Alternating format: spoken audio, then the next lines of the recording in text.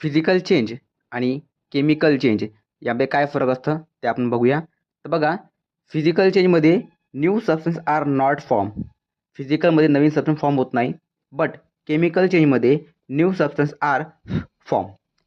त्यानंतर physical change it is a temporary change. हा जो असतो हा टेम्पररी चेंज असतं आणि chemical change it is a permanent change असतं.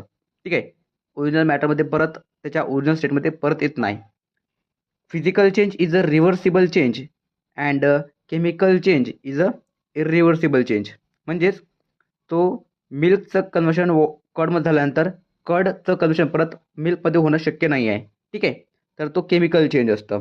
त्यानंतर बघा, in physical state original matter does not change. जे ओरिजिनल मॅटर आहे हा चेंज होत नाही, तो परत रिव्हर्सिबल करता येतं.